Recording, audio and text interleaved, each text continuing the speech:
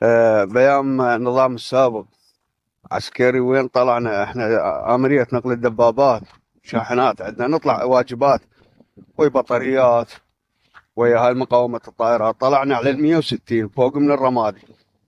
خذنا لنا اسبوع، حج اكثر من اسبوع. نزلت مجاز، ما عندي كروة، كروتي فلوسي قليلة، ومن جماعة الخاصين ما موجودين. تعرفون ابو خليل قبل دوم مصرف ما عندي 100 دينار. نزلت ويا السيارات العسكرية للرمادي، ومن الرمادي تصعد بمنشأة لبغداد 200 دينار، وانا عندي بس 100. من هناك وين ندبرها بالقطار، نصعد بالقطار ونصعد فوق العربات حتى نخلص من الكروة لحد ما نوصل للسماوة. المهم جيت للجراج استحق لابو المنشأة، ما عندي كروة، صعبة شوية. والله تحوسا بالجراج افتر، قبطت المنشأة الأولى مشت، المنشأة الثانية قبطت راحت، وأنا ظل أحوس بعد ما أبيها مجال.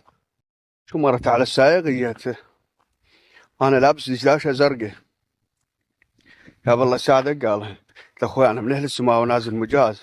قال إيه؟ قلت له عندي بس 100 دينار، أصعد وقوف، ما أحجز كرسي، وقوف في المشاة وأعطيك ال100. قال يا ولد صديق كذب، هاي السيارة بخدمتك، الله يعطيك العافية. قلت والله إنسان طيب هذا. استحي قدام العبرية، خاف يجوني ويقول ما عندي كروة. قلت أقلها لقدام. رحت وين؟ لأخير المنشأة هاي اللي لها علامة مرسيدس، الهبيبان 2، باب الأخير وباب يم الباب الأخير، ولزمت البوريات واقف. المهم السيارة مشت، قبطت مشت. اجى السكن يجمع الكروة، من هذا من وصلني مديت ايدي، شلت ال100 دينار اعطيت اياه وحاكيته، تشاورته. قلت له انا قايل للسائق، قلت له اصعد وقوف اعطيك ال100. وهو التفت من يم مع السائق، استاذي هذا الولد ابو دجاجة الزرقاء يقول ما عندي كروة بس 100 دينار. قال ايه هذا الولد من اهل السماوة، ايه هذا ما عنده. خزرتني العبرية كلها. الله لا اوفقكم على هالعملة، شعليه من مستحي بعد انا. المهم مشى راح يجمع بالكروة، وصل لابو خليل قاعد. قال له كروتك؟ قال ابو خليل ما عندي كروة. قال شنو ما عندك؟ قال ما عندي. قال ليش ما قلت لي من الاول حاجز لك كرسي؟ التفت هو من هناك وصل اخير السيارة، التفت عليه قال شوف هذا الولد ابو دجاجة الزرقاء هذا من اهل السماوة، هذا الولد اجى قال ما عندي كروة. قلنا له اصعد. عمي ابو السماوة قلنا لك لا تصعد. يقول لك صديق كذا، وخزرتني العبرية كلها تدوعت بي والنسوان.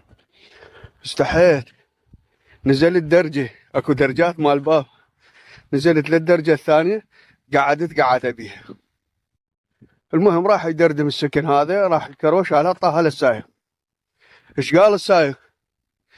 قال السايق هذا الولد ابو دجاجة الزرقاء من اهل السماوة اجاني هسه قال ما عندي كروة. هو ما قلنا له لا تصعد، قلنا له سيارة بخدمتك وصعدناه. الله لا يوفقكم ان شاء الله، وكم ما صارت هاي هسه هذاك احسن من عندي. انا انفضحت فضيحة. خويا استحيت، قعدت على الدرجات، ظلت تمط وجهها على الجامع. انا وين قايل له نزلني مقابل المحطة مال القطار. وصل للمحطة مال القطار، صاحب السيارة قال هاي الولد ابو دجاجة الزرقاء من اهل السماوة اللي صعد قال ما عندي كروة وينه؟